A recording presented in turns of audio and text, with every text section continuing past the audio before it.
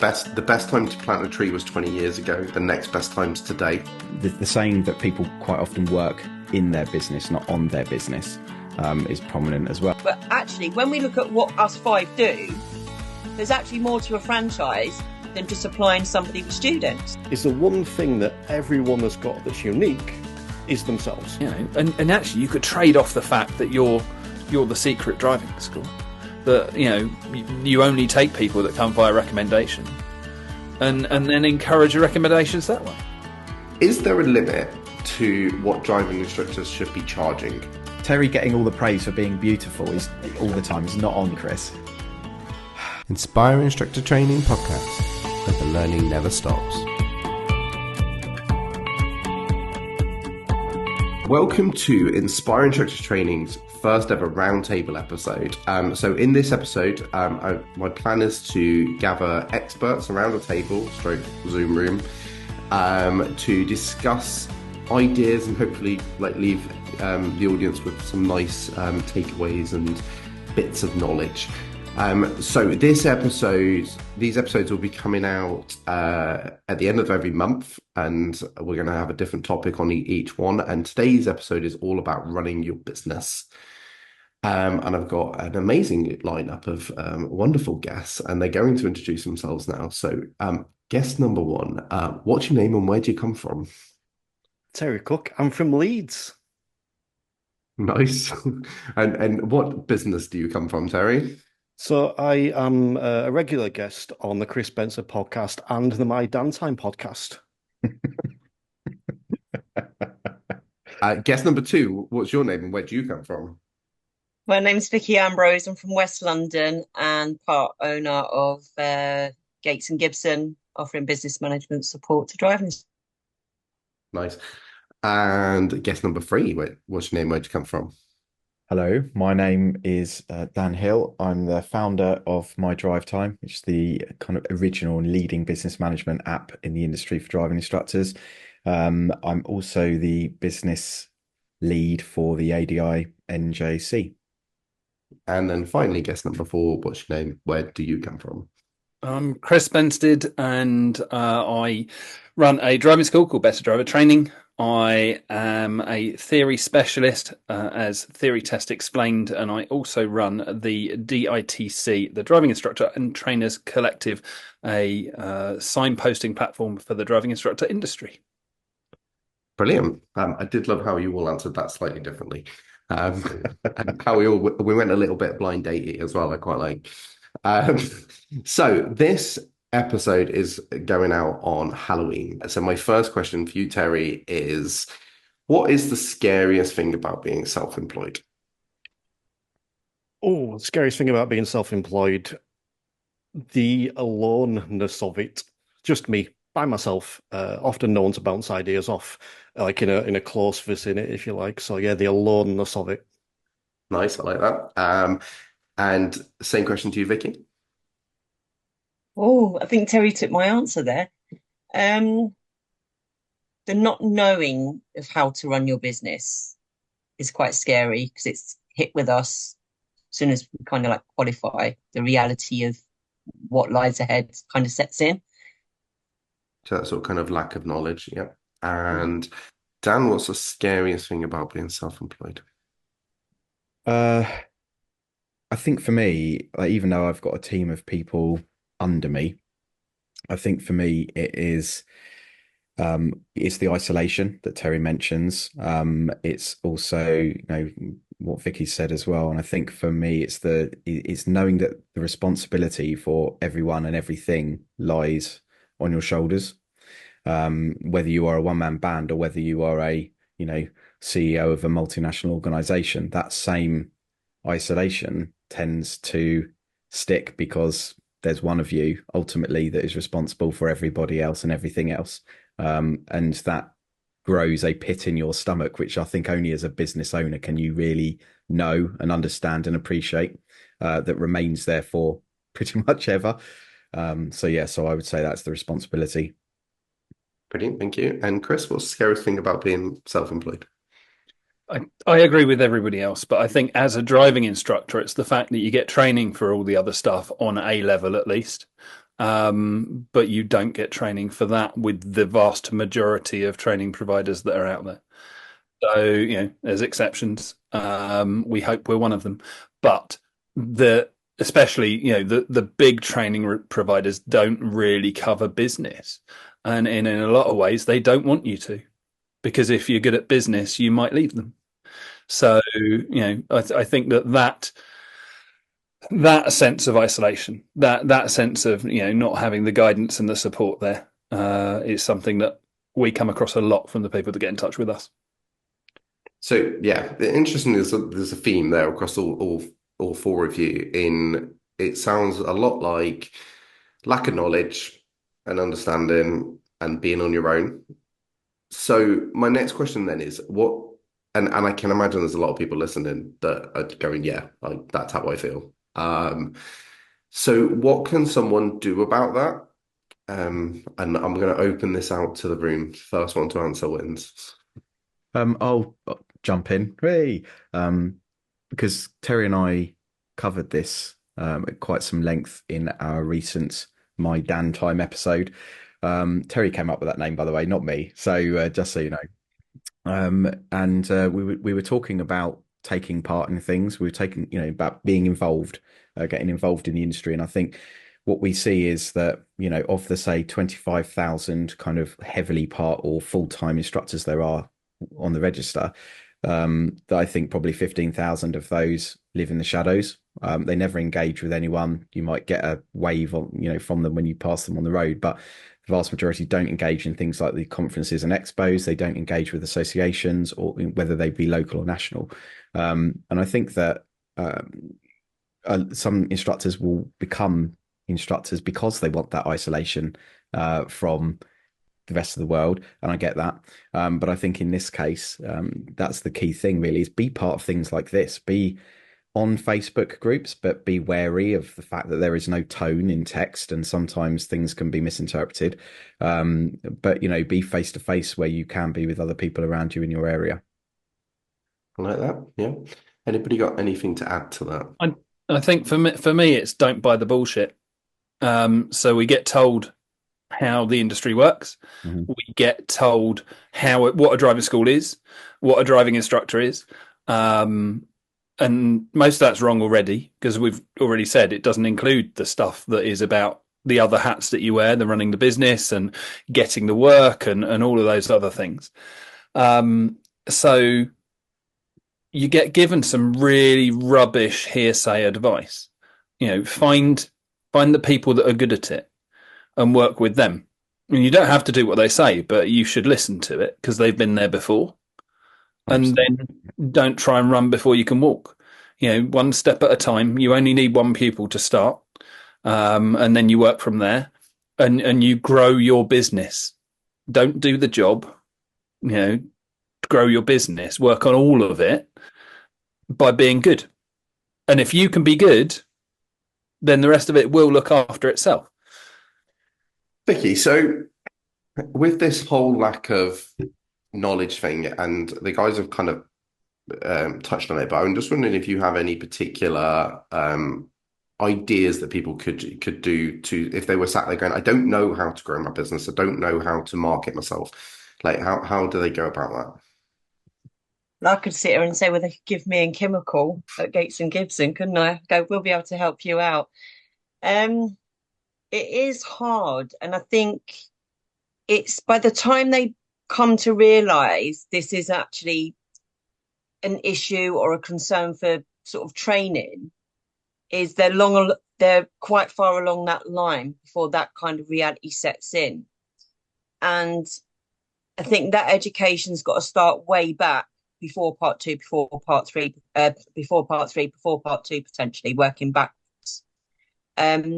And as Chris was saying, it's, do the research. They don't know that they need to do the research. Totally agree with the comment, but they don't know that they need to really do that research. Because I even read a comment the other day. So didn't realise until now that I could actually have done, say, part one on my own. I thought I had to go through one of the national driving schools. So when they look into becoming a driving instructor, that's kind of, it's their go-to. And I think it's just a name, a branding thing. but then you'll get a percentage that I suppose have a little bit more kind of, well, actually, let me dive into this a little bit more and start finding the groups and start finding actually there's these podcasts, there's these subscriptions I can do. This person's leading and training in this area, that area. And then hopefully it's guys like us, girls like us, can like pass that information through. But I think they get so far down the line and it's, but as I say, by the time they come to realize that this is actually a concern, it's kind of like part damage already done, but it's not that it's not repairable. It is. Yeah, absolutely. I remember a quote saying the best time to plant a tree was 20 years ago. The next best time's today. And I think that's that thing is that yes, you might be in that situation where you've fallen behind, you're maybe not running your business very well, but like start today, like do something today. Terry, actually, from your point of view, so because I see what you do, and a lot of the time it's different to what everyone else does. And I feel like you've got influences from outside of the industry. So have you got any sort of kind of ideas and on how you maybe worked on your business and how to be better at business?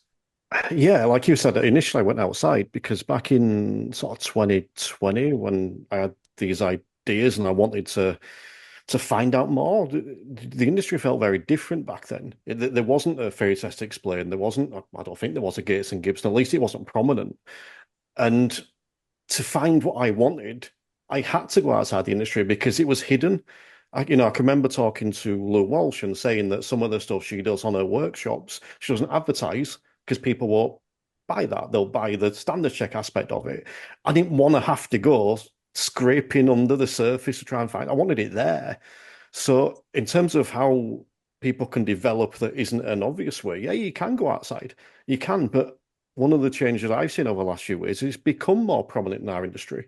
And I think one of the challenges we face potentially talking about this on this episode is there'll be a lot of people listening. So we mentioned the alone aspect of it. We mentioned the knowledge side of it. A lot of people listening are already part of the community. A lot of people listening already got a good knowledge. So for me, it's what's next? Are you going further? Are you going to be the person that keeps progressing?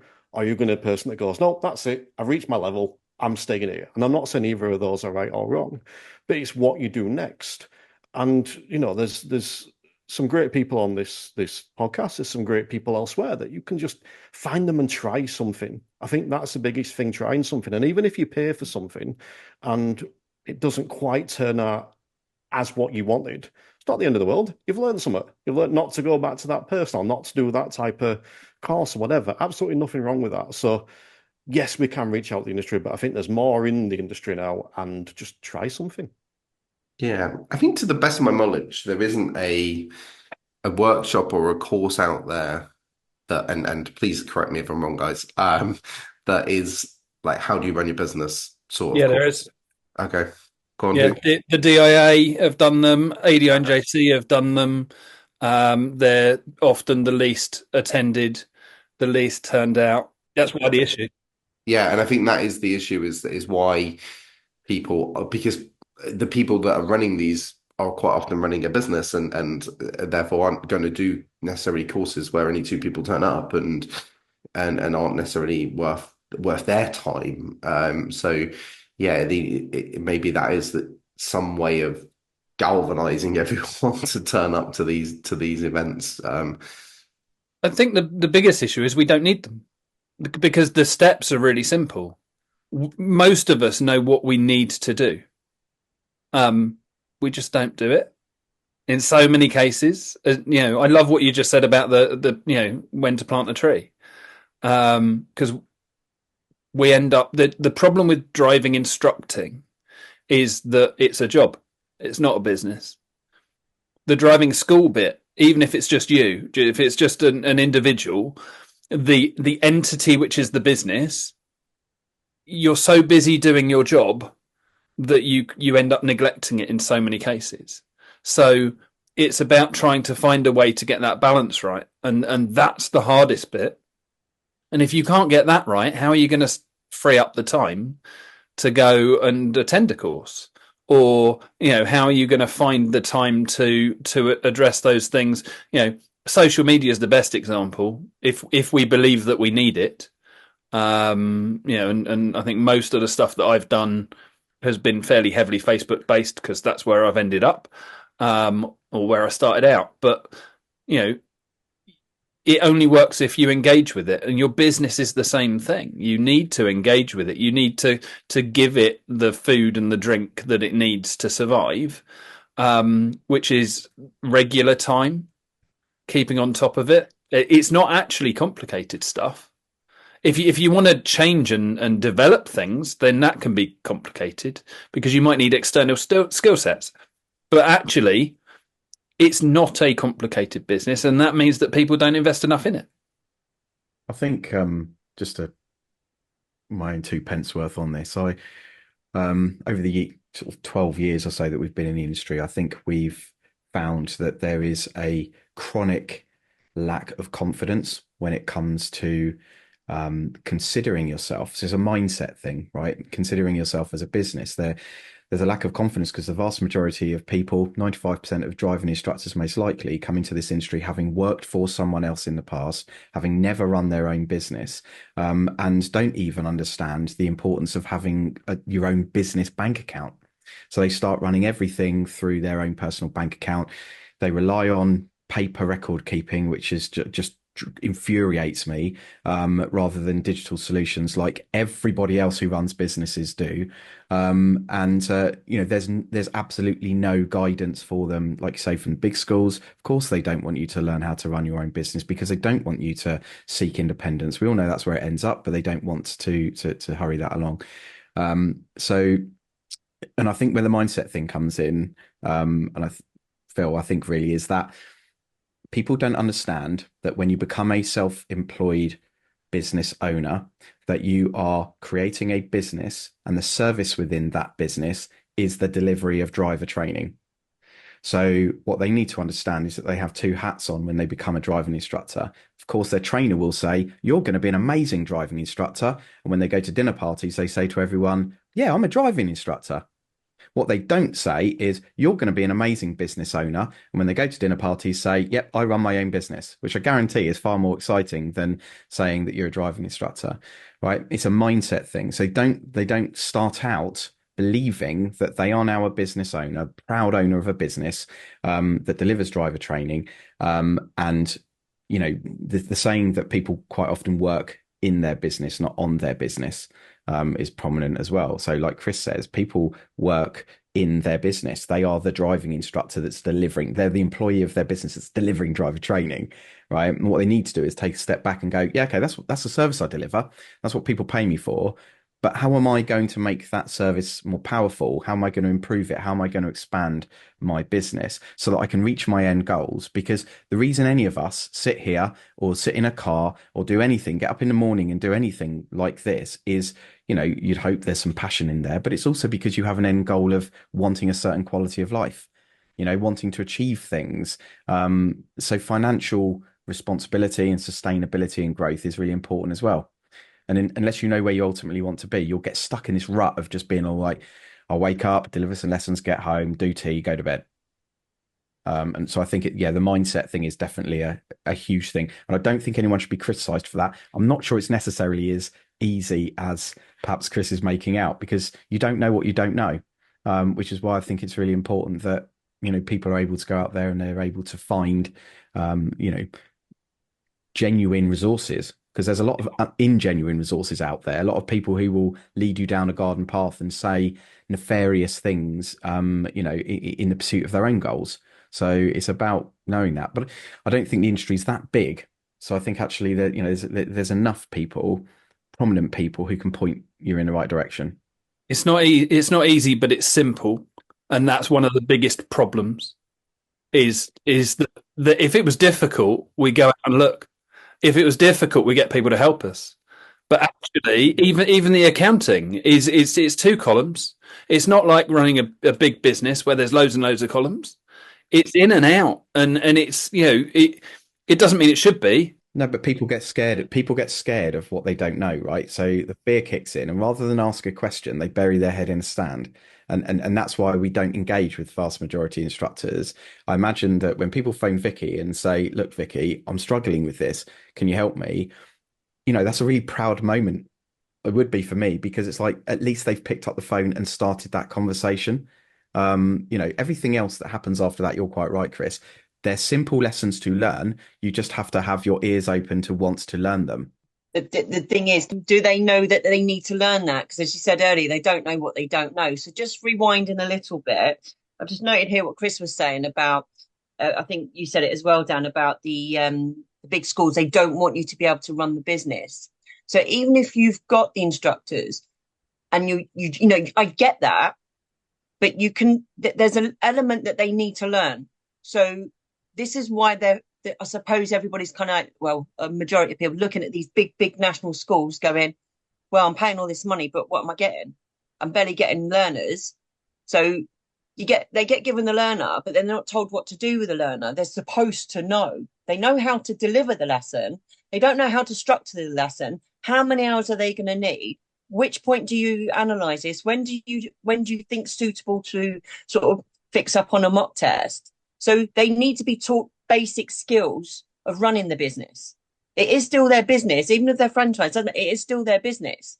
And it might be simple to people like us, if you like, where we go, as Chris said, it's column in, column out. I see spreadsheets like this, I see spreadsheets like that. Again, that's okay, and that's okay. If that works for you, that works for you. There's no kind of sort of, I don't know, one boot fits all. And then the other thing is, when Chris was saying, you're saying about providing sort of business style type courses, that you guys didn't get an uptake on it from the DITC and the yeah. So you're not going to get the turn up for it. Why do you not get to turn up for it? Because they don't know that they need it. So you've got to sell the fact that they need it. Now, the problem goes back to what I said earlier. Rewind back to when they signed up. The law states part 1, part 2, part 3. Kim and I have turned around and said, well, where the hell is your part 4? Because if you don't get your part 4 right, what's 1, 2, and 3 going to make? Because you're going to fall foul in the job that you're doing. Yeah. You're going to lose students. I mean, I speak to instructors and I use this example all the time. So, I need more work. It's okay. So first thing I want to know is how many learners you got.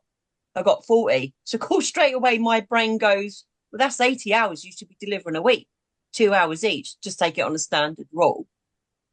And they're like, well, how many do you have? Well, I've only got about 25. So what are you doing with all these actives sitting around? What you do? They're either booked in past, you put them on hold for a period of time, or you've lost a student to someone else. They have no idea how to structure their sort of active, inactive. And I know we have these on diary management apps where you can, they're past, they're active, inactive, on hold, whatever. But the part 4, because it's not compulsory, it's not forced upon the training. And that's never going to be law. That's never going to be law, the part 4. But if we turn around and say to these trainees, look, you have to do this. We're not saying, so you can go off and leave your franchise and start running your own business. But these are the basics for you to kind of look after your diary. We'll still supply the work. We'll still do your advertising. We'll still give you the support. Any courses we do will be free of charge to you. Any subscription we got will be free of charge of you. That's the franchise. I think we need to come away from where these training goes, franchise. What's a franchise pay for? Where I might not get the car and I get work. But actually, when we look at what us 5 do, there's actually more to a franchise than just supplying somebody with students. But if they don't know that us lot are available to them at early doors. Yeah, and I suppose the issue there is you're fighting against the big budgets of national schools, advertising budgets. So I'm just going to move this on a little bit, because what I'm hearing there is a lot of challenges and a lot of things that we need people or want people to be doing. And I mean, it also interested in the whole, like, the simpleness of it. And I sort of agree, it can be simple, but then so can teaching someone to drive.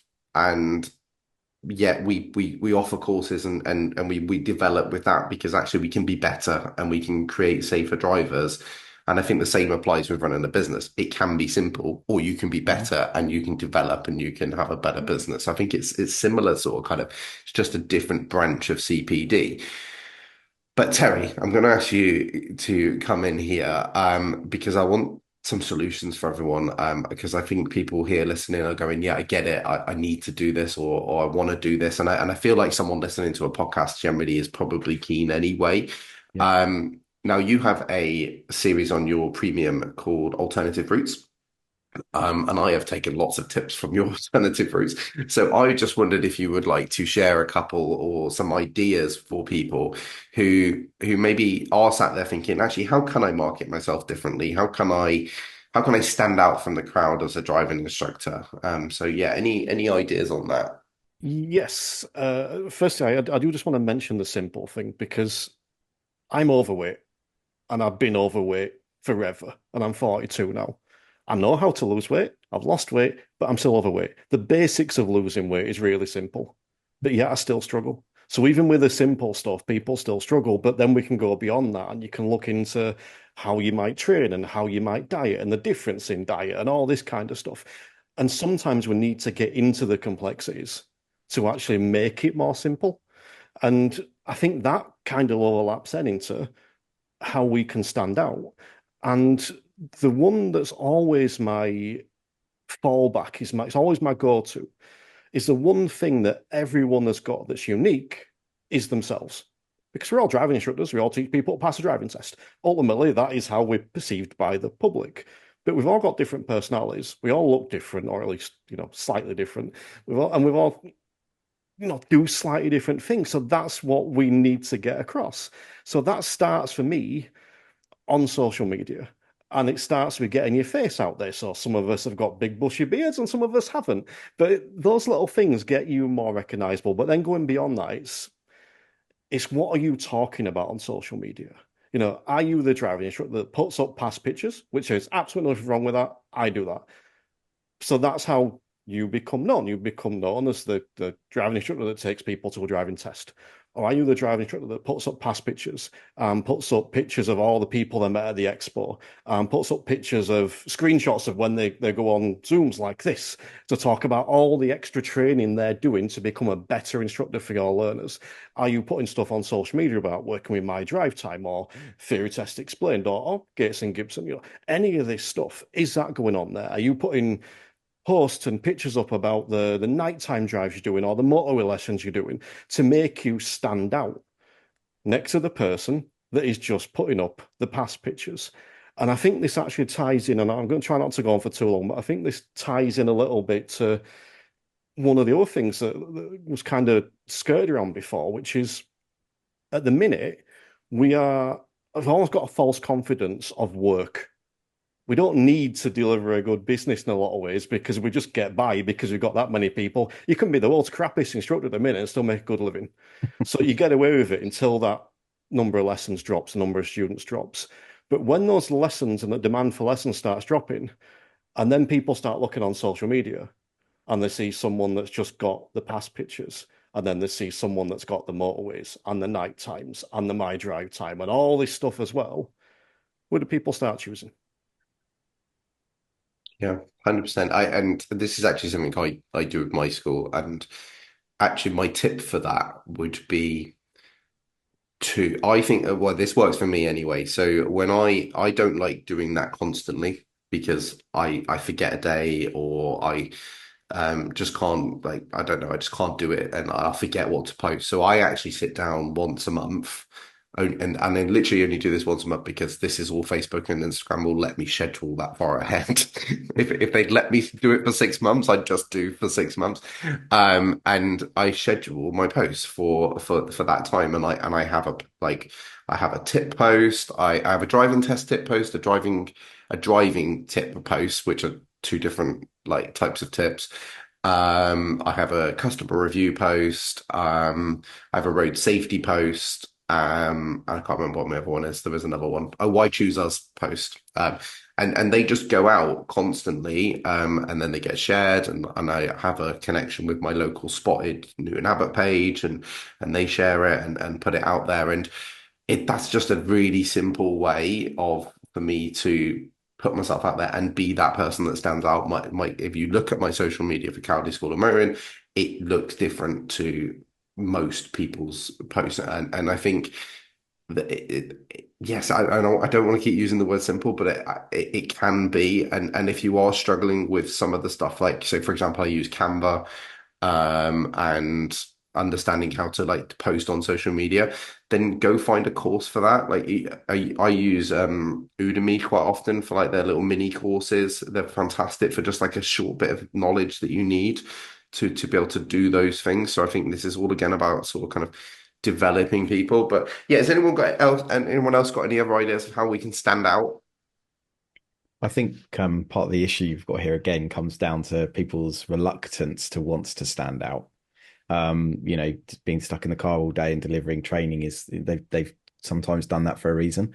One thing that I've noticed over the years is this growing trend of people who are just basically doing their jobs, typically tend to be sort of more manual jobs like gardening or jet washing, power washing, whatever it might be, and they're sort of doing videos that highlight how they do their work, the sort of beginning and the end. And I appreciate it's difficult for driving instructors. He's not going to sit there and do a video for all the 40, 50, 60 hours you do with a student. But if you have a dash cam and you're out there and you're experiencing things every day, there's nothing, why not create videos that show specific things that happened during your day?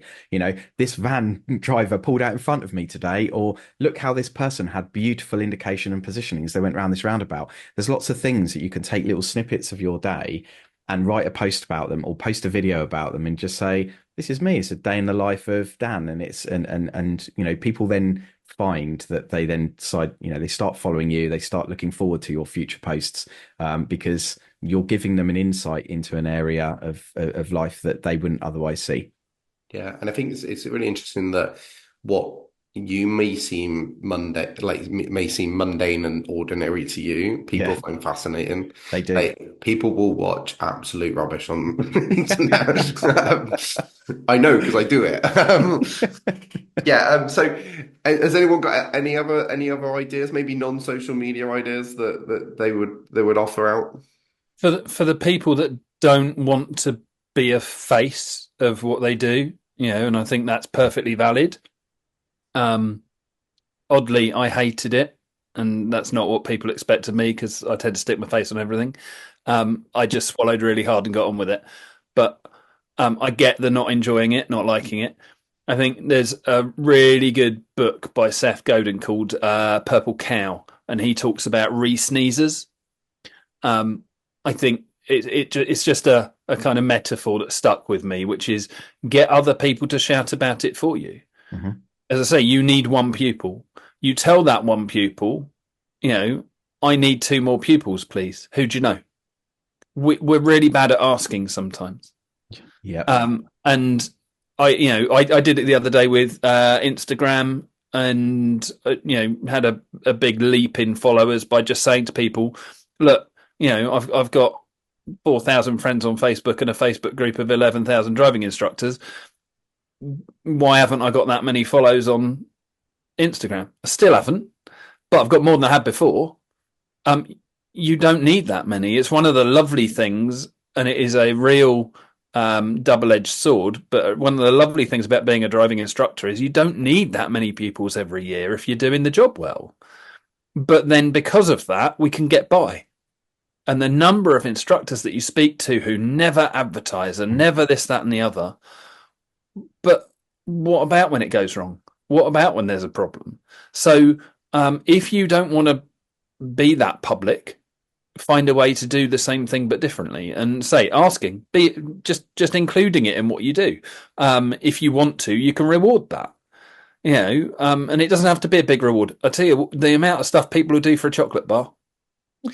Weren't they, Terry? Yes. Yeah, So I mean, it's they might even check their mirrors. but it's just that little bit of encouragement. The other one is to actually make it competitive. So get it so that it's whoever gets me the most referrals that get in touch or the most follows, whatever it might be. You can run who spotted my car this week and get other people to post you on their social media by saying, if you spot my car, you've got to take a photo of it and post it on there with this hashtag. And, sometimes these things take off, and don't dream small about it. And so something with that is ADI Walkback. Was I was sat down with a driving instructor. I meet with my instructors. I run a drop in every week, and one of them said, "I'd rather be doing this walking around a field with the dog." I was like, "Oh, that sounds like a good idea." And then kind of went, "Well, that'd be good for all instructors. Let's just shout about it, see what happens." And now we've got groups all over the country going for a walk once a month. And that the people that come along appreciate it, so they tell other people. That's the lovely thing about the human role that we're in. We're dealing with people where they're in front of you and they're looking for you. It's not, you haven't got to go out fishing. There's no cold calling involved.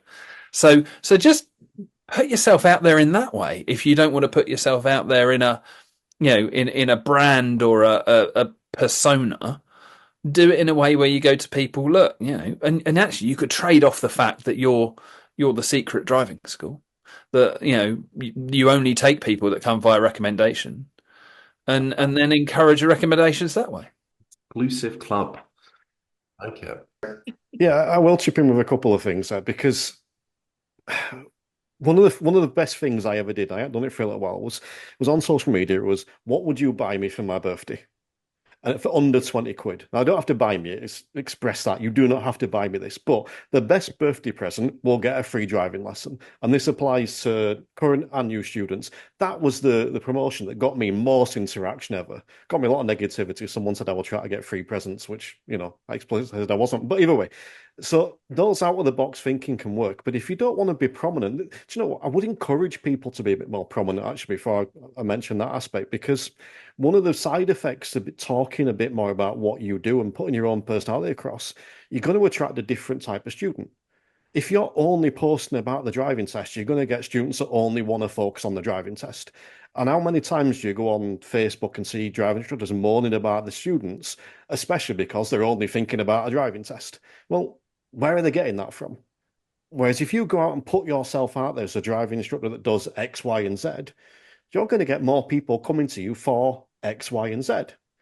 But I also kind of agree with what Chris said. You could be the secret driving instructor. You could work off those reviews. You can offer students incentives for reviews. Do you get a 3-hour lesson every time a student comes to me?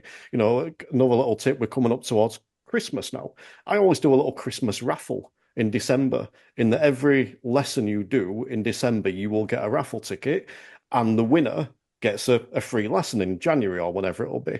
And one of the things that creates is an even mentality rather than a but mentality. I've spoke about this somewhere before. You don't want to be the but instructor. You don't want to be the review that goes, oh yeah, my instructor Terry, you're really good. He helped me pass first time, but he never showed up. But he was late all time. But his car stunk. You want to be the instructor that when you get the review, it's, oh, my instructor Terry is really good. Helped me pass first time.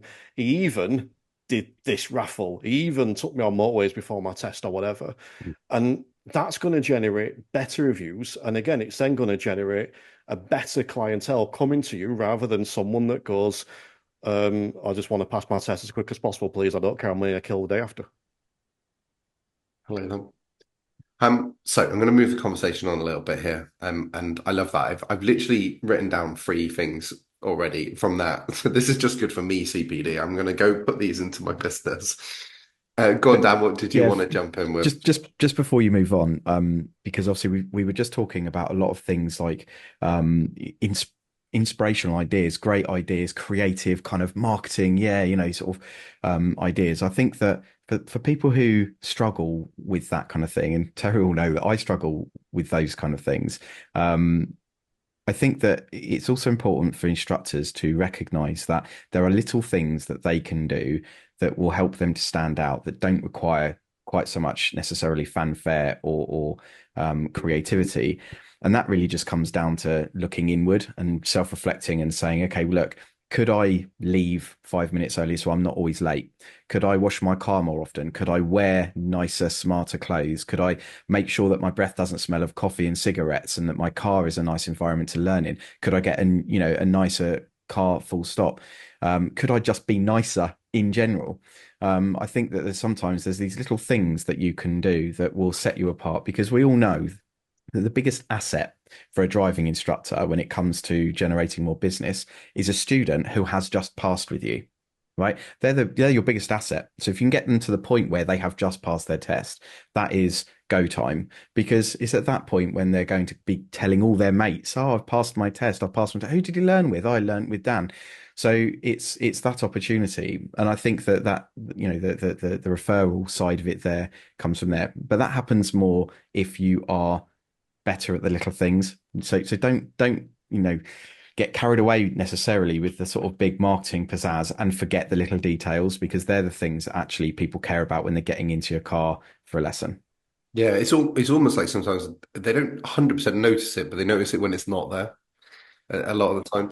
So, and also I quite like that in the fact that it's not just for the people who are independent. I think that there may be people here listening who are part of a franchise, and that's great. Like I've got guys who work for me as a franchise, and they want to. They don't want the hassle of all of this stuff that we're talking about. They want to work as a franchise, but actually stuff like that is still important, because partly because it helps the franchise, but it also helps them because they're going to get recommendations, and the more they get recommendations, the less they rely on the franchise, not necessarily so they can leave, but so they're not like short of pupils on occasions. So it's just as important, I think, a lot of this stuff, not so maybe so much the social media stuff, but it's just as important as part of a franchise, as well as if you're out there independent. But I am going to move on because I do have a question, and I'm going to start with you, Vickie, on this one. And is there a limit to what driving instructors should be charging?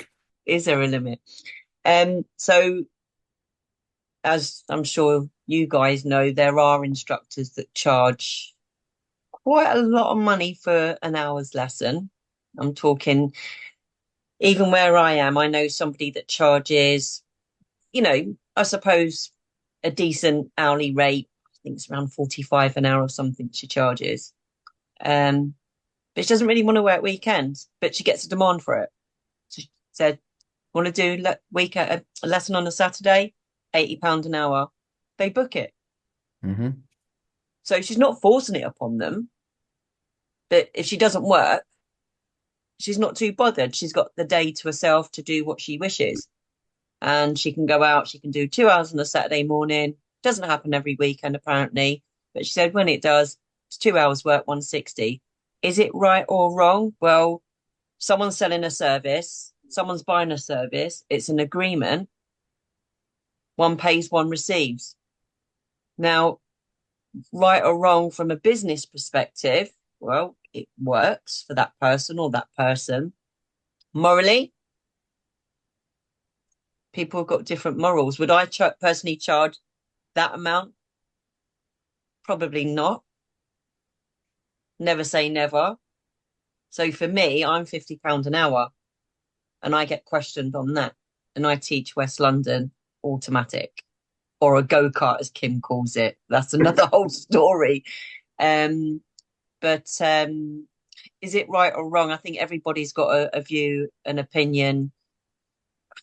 Are they getting a good service for that? Are they getting more from that instructor than just that 1 hour's driving lesson for £80? Dan, I can see you bustling to come in on this. Oh, do you know what? Yeah, look, I don't want to be the one who takes over. So tell me to stop speaking. But Chris and Terry and I did a podcast on this recently. I did a talk on how to manage pricing at the expo. And I find it really difficult. And I think, again, it comes down to mindset within driving instructor. What I say to driving instructors is quite often when they're thinking about the amount they should charge for a lesson, they they are thinking about how much they feel that they are worth as a person, rather than thinking about how much their time is worth as the provider of driver training. And those two things are very, very different. Because in this country, it's very taboo to be confident and very out there and like, yeah, do you know what? I'm worth $1 million. Nobody says that, particularly in this country. You go across the pond, you'll probably get, a bit more of that kind of bravado, but here you don't. So a lot of driving instructors, I've literally seen driving instructors in tears because, their school was going to put their prices up by £1. Because they look at it and they think about 30 times £1 but over the course of the week, but they're forgetting that actually for the student it's just £1 extra, and it's a psychological mindset thing that we don't value ourselves very much as humans. But that has no relevance on how much people should charge for their time, because as Vickie quite rightly says, there's a giver and there's a receiver, and if that giver doesn't want to give what the receiver's asking for, they just don't. This isn't an autocracy. It's not a closed market. We live in a free market for a reason, because buyers and sellers get to make those decisions. An agreement only occurs if there's an alignment of value, and that's what we need to think about here, right? So if this lady values her time at £80 an hour on a weekend because that time is sacred to her, then she's absolutely right to charge that amount of money, because as Vickie says, she'll find £80 worth of alternative value in doing the gardening or seeing her friends if that person doesn't want to pay. And that's entirely acceptable. For me, there's no moral elements to it at all. There's a moral element to it if you are forcing someone to pay you a high amount of money for a rubbish service. But there's no forcing going on here. The market decides through supply and demand laws, right? The market decides if somebody's going to charge £100 an hour, they'll get no business, they'll be out of business, and then the person that's charging £50 an hour will get that business and thrive and be successful. So there's no such thing in a free market as too much or too little for a service. It's what the customer is willing to pay for it. What I would say is, over the years, the more I increased my rate per hour, the busier I got. Absolutely, because it's a sign of value, though. If there's a thing called like market positioning, right? It's a scale, and you're either going to put yourself at the bottom end of that market position, and you might charge £20 an hour for your time, right? And you'll still make money because you're driving around in a 15-year-old car and you're not turning up on time. You're turning up in shorts and flip-flops, and you're offering a basic service, right? Some people might still want to buy that, but they're doing so knowing that that's the service they're going to get. So they're getting value out of the fact it's only £20 an hour. Some other people at the other end of the spectrum will charge £60 an hour, turn up in a brand new BMW M1, offer, in a shirt and tie, and offer the greatest service. Somebody's still willing to pay for that because they want to pay for the quality, right? It matters to them. So you've got to decide where you want to be on that spectrum, and your price will reflect that, because when your phone rings, people will and you describe your service to them, they'll either say, yep, okay, sign me up, or they'll say, no, thanks, and they'll go to the next one. Right. But you do find a lot in the industry that I think once you kind of become somewhat established, that a majority of your learners aren't buying your service, they're actually buying you. And I believe that to be different. They're not buying the lesson off me. They're getting the lesson from me. They're buying that driving instructor.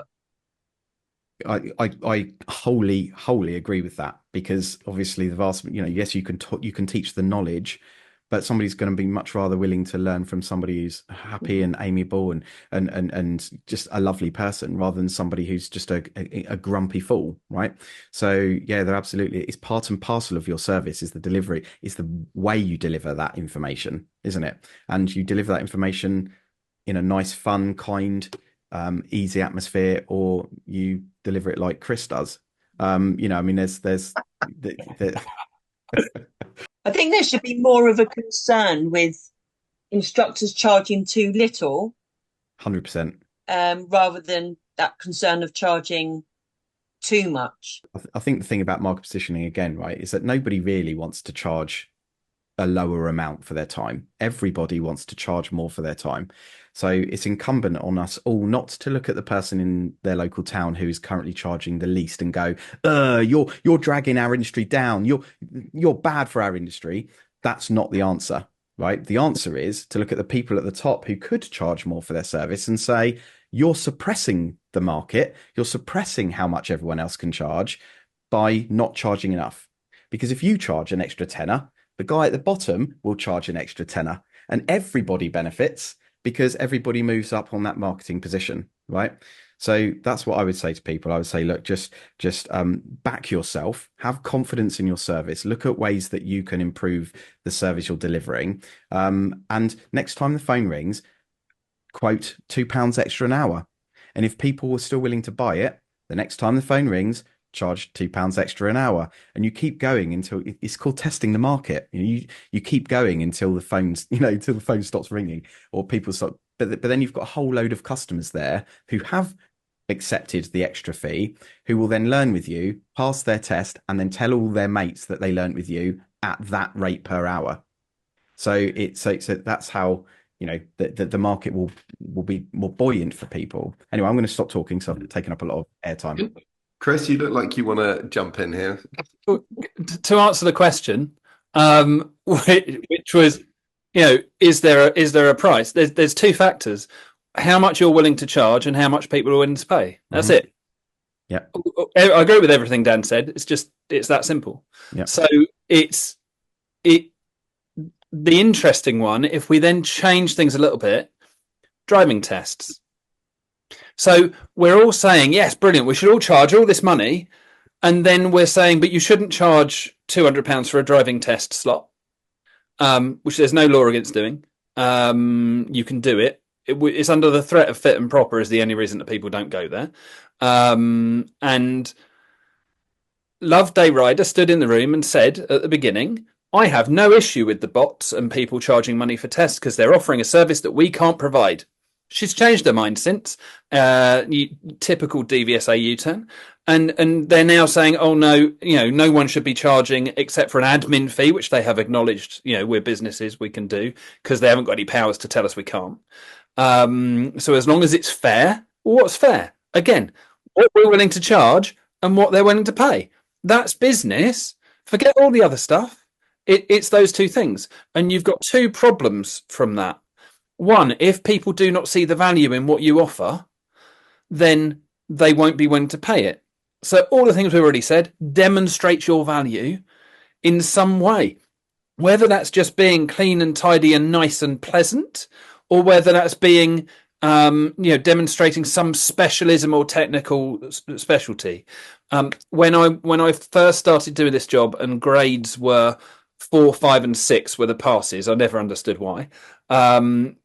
Grade 6 being the highest, I was told that you should be a grade 6 instructor with a grade 4 personality, because a grade 6 instructor will be technically excellent, but a grade 4 instructor isn't technically excellent, but probably has a personality that people like going to them and they keep the business going.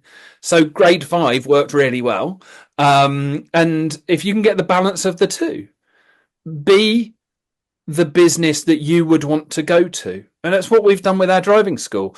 Ian, Brett and myself, both independent, couldn't find what we were looking for. So we built it, and we built it primarily on what would an instructor want and not providing pupils. The first thing we say to anyone that comes to talk to us, we don't give you pupils. We do. We've got loads of them. They're coming out of our ears. But that's not the promise we want to make you, because if we do our job properly, you're going to go and get your own. You're going to be filling your own diary. And we want you to still do that and stay. We want you to be part of what we do, because we deliver so much more than just bums on seats. And hopefully we've got a successful driving school and happy instructors that, that they get it. They'll tell other people, oh, it's not about the pupils. Well, surely you get enough pupils you could leave them. Well, I don't want to. I want to stay. They've been offered full-time, paid jobs. And they've said no, because they get what they're looking for. So if you can deliver that, you can charge what you like for it, as long as people are willing to pay. And the biggest issue is we don't ask for more. Mm-hmm. And we don't think about prices. Really good article on the DITC website. I can say that because I wrote it. And it's about because I've got a background in retail buying, right? So I did 10 years in retail. I know pricing. I get pricing structure. there's different ways to look and analyze your prices. Check it out on theditc.co.uk. So, Chris, before I ask Terry to weigh in on this, I have one quick question. Out of you and Ian, who is the grade 6 instructor and who is the grade 4 personality instructor? I didn't say you couldn't be both. That was the aim. So I wouldn't like to compare. We are chalk and cheese. That's the other thing I recommend, is if you've got a weakness, find someone that matches it, either outsourcing or working with. And as I think most people in the room have met both of us, yeah, no, we're very different. So, Terry, would you like to weigh in on this pricing conversation? Yeah, and I agree with everyone. I think with everything everyone said. So I will add a slight bit of context, but I'll start by saying I'm changing the name of Dan's podcast now to Don't Be a Grumpy Fool, because I quite like that.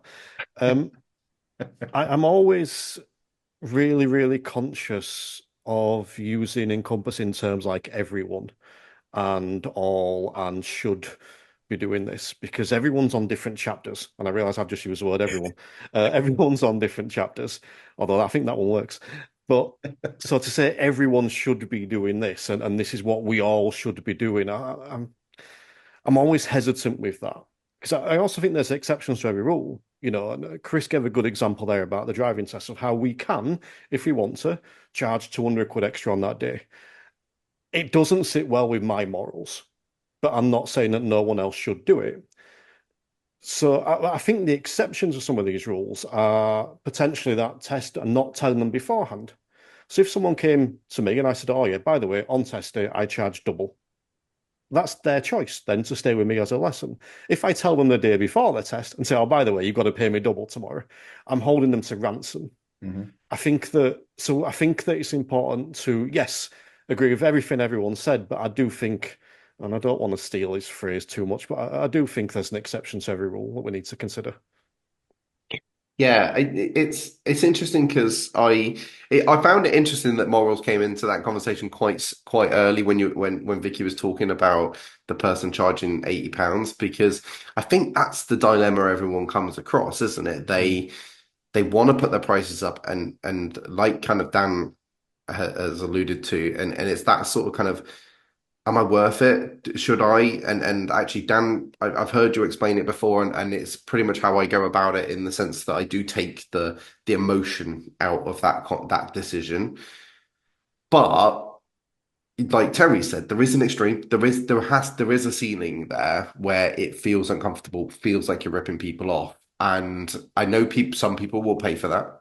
And so that's fine. And so you're not maybe ripping them off in that sense, that they will pay for it.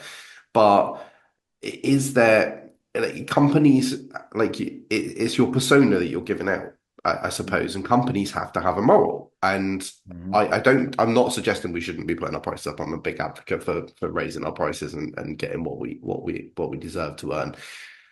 But if I do see those companies charging £200 for a driving test day, in my head as a consumer, I would see them as not oh, look at this brilliant service. I might go and pay for it because I need it, but I would feel like I'm getting ripped off. And I think that is that the persona you want to put out long term? And that would be my issue. Can I just chip in quickly? It's unfair, isn't it? That's the biggest issue here. I love that I ask and Chris just does it. I'm used to working with Terry. Shut him up. That's where you become a butt instructor. You know, Terry was a really good instructor. You can go with him, but he will suddenly charge you double on test day, or he'll say that he needs to move your lessons from a Wednesday to a Saturday. And by the way, you have to pay an extra £5 for that Saturday.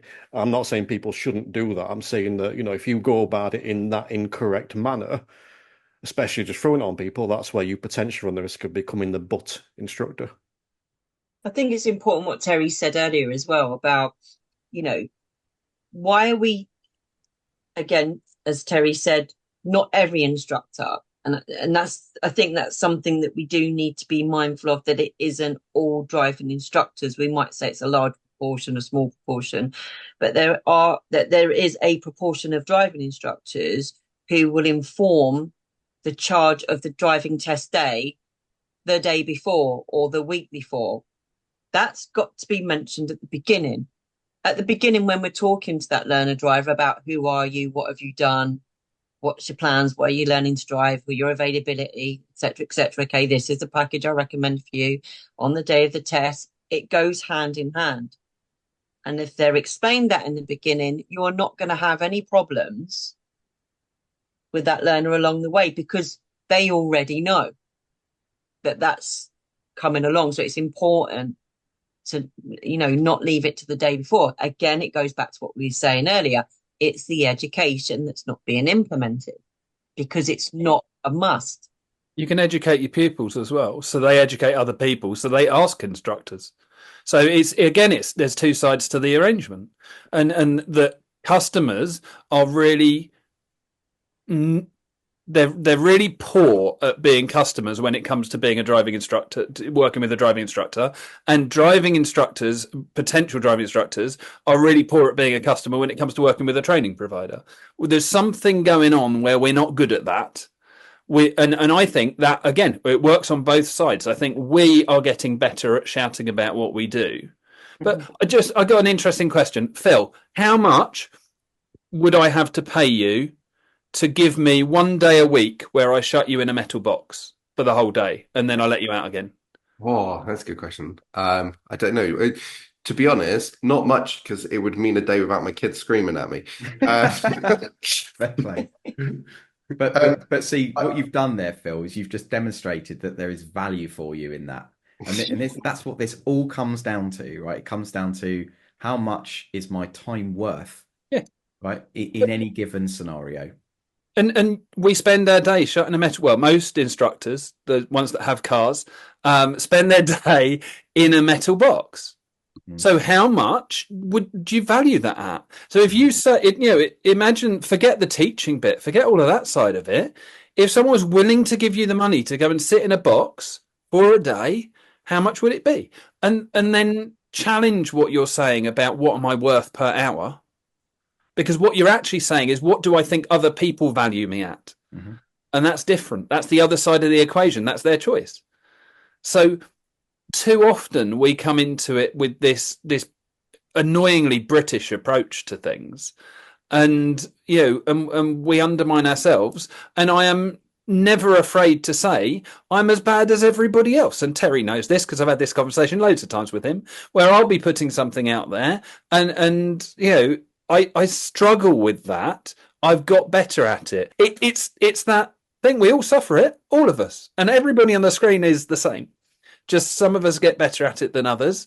Some of us don't care as much about that feeling of negativity that you get and the criticism that you imagine, because it probably isn't there.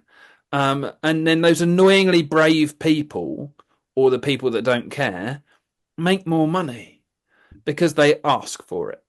And I've, in some cases, been really good at asking, in other cases I haven't. And something that we did locally, we've got a really good WhatsApp network of local instructors that runs, and that on its own increased hourly rate pre-lockdown, increased hourly rate by £5 an hour in each of those areas, because people were talking and they suddenly went, oh, I thought I was average. I've never wanted to be an average instructor. I don't know. I don't get that mentality, but I thought I was average. I'm clearly not. I've put my prices up. Do you know what happens to the average then? It goes up. It's lovely. And that's not we're making more money. It's those individuals who weren't, that Dan was talking about earlier, that are, the ones that were struggling are not struggling as much because they thought it was normal to struggle. And we want to change what normal is. So I just want to put another twist on this before I wrap it up, and because we've been chatting for a while. Just a slight different twist on this. I think that there is a ceiling of, not necessarily against each other, because I think, if, like you said, if everyone's putting their prices up, then people, that's the price, that's the average. The average goes up. But I do think there's potentially a ceiling of where people can't afford driving lessons. It's no longer viable to pay for professional driving lessons, so it's now cheaper to go and get a secondhand car and learn with your parents. And I'm seeing that already, actually. That is already I can see that happening. And I think that has an effect on road safety. And I know that's not necessarily our business, but it is our job. Our business is to earn what we can, but our job is road safety. And do we have, again, go maybe back to the morals, to have the price, have a moral sort of kind of need to keep the prices so that we aren't pushing people into not having professional driving lessons and therefore potentially affecting road safety? Where's the evidence? So the evidence shows age and experience are the two factors that make people safe on the road. So if they're learning through school of mum and dad, as we'll call it, that's fine. But therefore develop a business model that supports it, where you say, right, so come along for the first couple of lessons, because I think this is how many hours it takes for me to get you the basics that I'm not going to have to unpick and cost you more at the end, because that's false economy. So I'll get you to the point where you're capable of mirror signal maneuver, and bring mum and dad along, and however it works, or mum or dad and dad, or whatever you like, don't care. So bring those people along, involve them in the process, and then go away. I'm here if you've got a question, I'll answer your question. I'm here if you need a lesson, I'll give you a lesson. Go away and get experience, rack up X number of hours and everything, and then I'll do more at the end. Let's change the model. So you can still charge the same amount per hour. What will happen is you'll need 4 times more pupils than you had before. Well, that's fine. And I can still charge what I want to charge. They can still pay what they can afford to pay across the course of training. And we can still deliver it. And that's one model. There's loads of different ways of doing it. It's just the way that I would. And it's actually what I recommend to people who come to me with that concern is don't fall into the trap of a driving instructor that says, I need a weekly lesson. If they don't want to work with you on a different system, then go to another instructor, find one that will. But if you want to do that approach of I'm going to get warm up lessons, and then I'll get some at the end, as long as we're approaching it with road safety in mind, and more lessons is road safety, then it's going to work. Ultimately, as well, it's the DVSA who set the standard for what a driver needs to be, the minimum standard that a driver needs to be able to achieve in order to be let loose on the roads, right? So you could argue that, why should it matter? This will go down a whole different debate. I don't want to go down there, but it comes to, you could give any scenario, Phil, for this. What if instructors are charging £200 an hour? Well, what it would mean is that the demand for the service of driver tuition would fall through the floor. Lots of driving instructors would not be able to earn the £200 an hour, would go out of business and go and be Tesco's drivers or do other things, which would leave a smaller amount of supply. And that supply would then need to either carry on at £200 an hour, and it would be fine because there's only a trickle of people who can pay that. Maybe driving is a privilege, not a right. So, maybe running a car and paying for the petrol and everything is expensive. So if they can't afford the training, that's a different argument as well. But eventually the price, you find that equilibrium because instructor numbers drop, student numbers drop, student numbers start going back up, instructors start going back up. It's about finding that point, isn't it? Whereby it's an acceptable amount for that trade between giver and receiver. So I don't think there's an answer to it. The market will choose. There's a slightly different perspective as well, which is the proposal of a learning period. So whenever that's mentioned in terms of graduated driving licenses, in fact, if you listen to the Driving Instructors Division Zero podcast, which comes out tomorrow, I've got Liz Box on there, and they've recently released their proposal, which includes a 6-month training period. And I push her on this quite a bit actually, because whenever this stuff is released, whether it's a length of time, whether it's a number of hours, it never specifies driving instructor training, because that's not the thing that prioritizes safety. It's the length of time, it's the amount of experience on the road that has a bigger impact in a lot of instances than we don't know. Whether that's because the average quality of driving instructor is lower than we'd like to admit or not, I don't know. That's a different debate for a different day, but we're not needed anyway in that sense. So whether we're talking like market force, like Dan said, which I think is the answer to the question, or whether we look at it from the point of we're not needed, it's almost looking glum either way. to a degree, but yeah, just a slightly different perspective on it.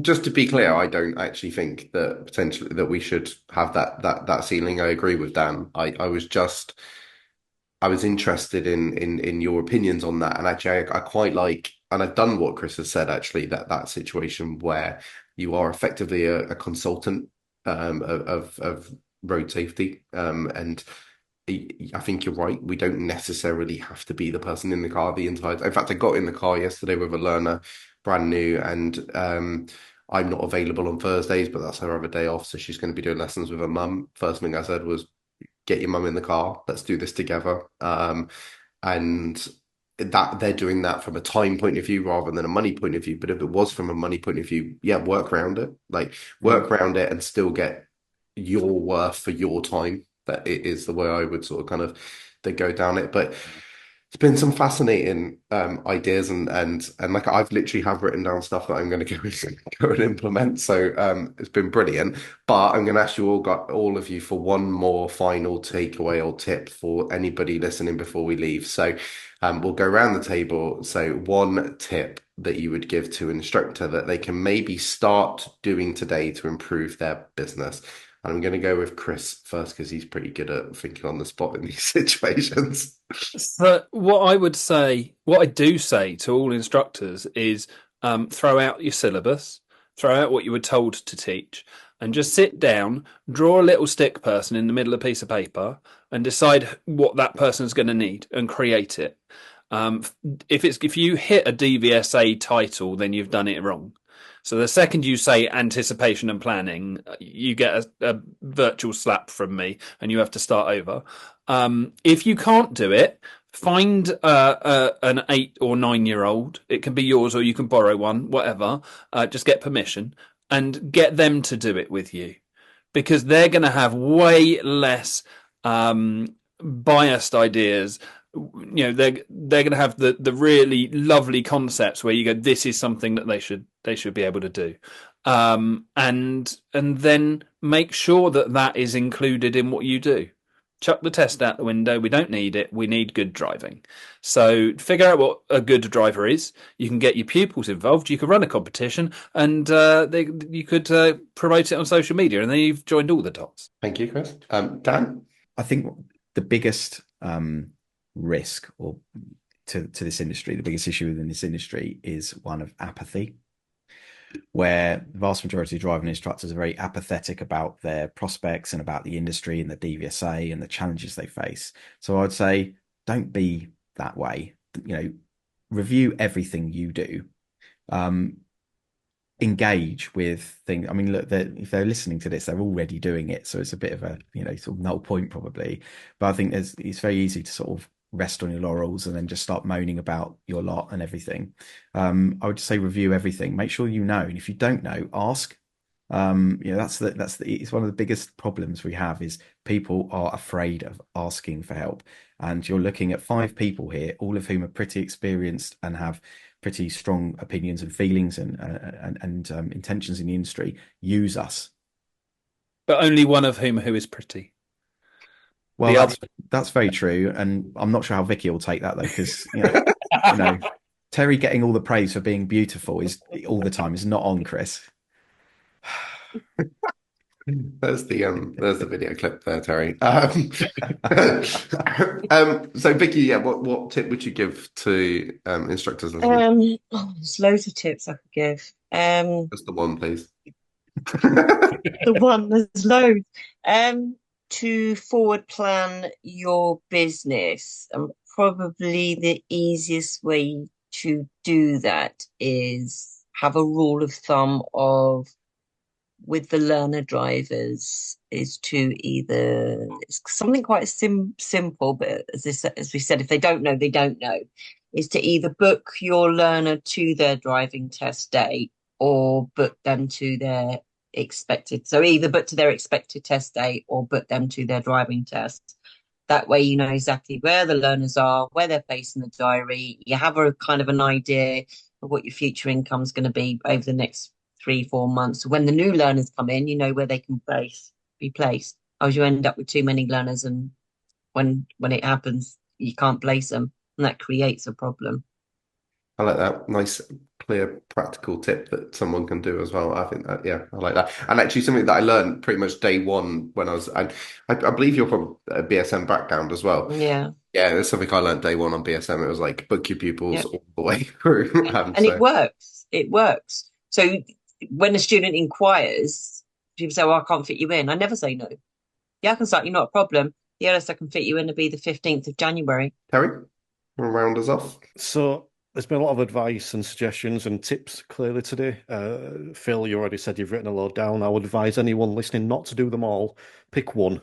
Start with that, because if you try and do them all, you won't do any. Pick one, implement that, then come back and listen again. Not only does it get Phil's downloads up, but it also gives you a chance to get the next tip and then go and apply that one rather than try to do them all and doing none.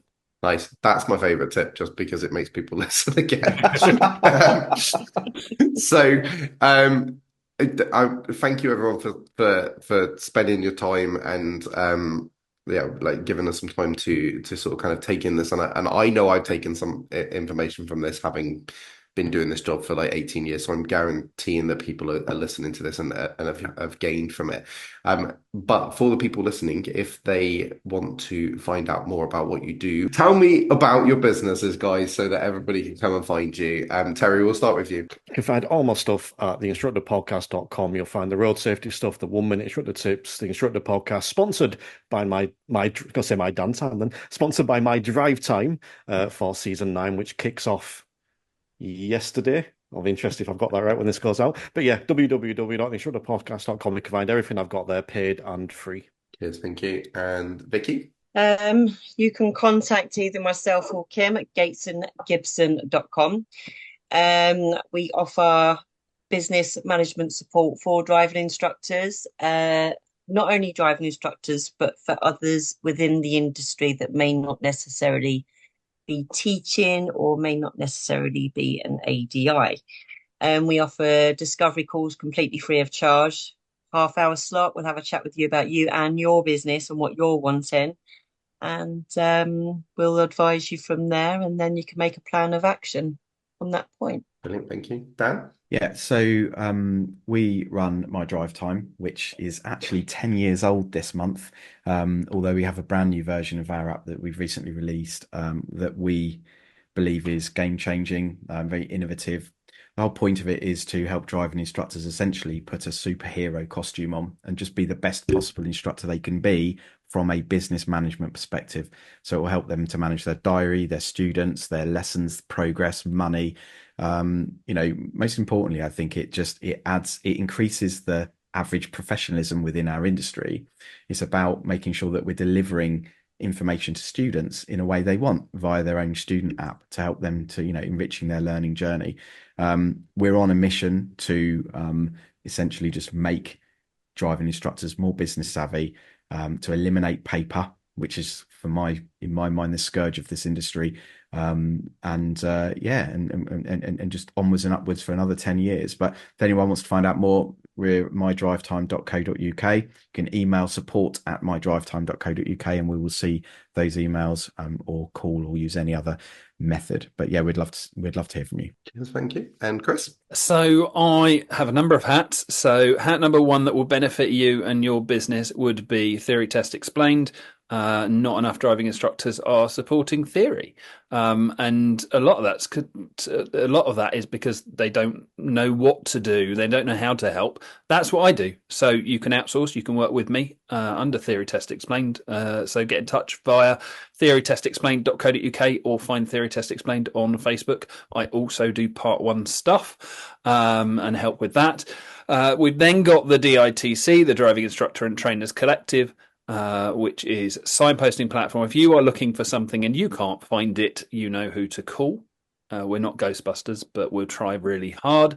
And then I also am a qualified business coach, and I offer business coaching inside of the industry as someone who has done most things, has had a finger in lots of pies. And if you want to have a kind of chat, I'll probably give out most of the people in the room here as people to go and talk to. So, you can start there and then come along and have a chat.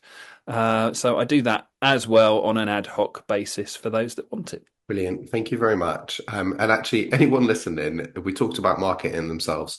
If anyone wants to know how to do an elevator pitch, just go back and listen to those four because they're all very nicely done and succinct. So, yeah, thank you very much, everyone, for spending coming along and spreading your expertise. So, yeah, thank you. Thank you for the invite. Thank you for the invite. Thank you. Yes, Bill. Inspire Instructor Training Podcast, where the learning never stops.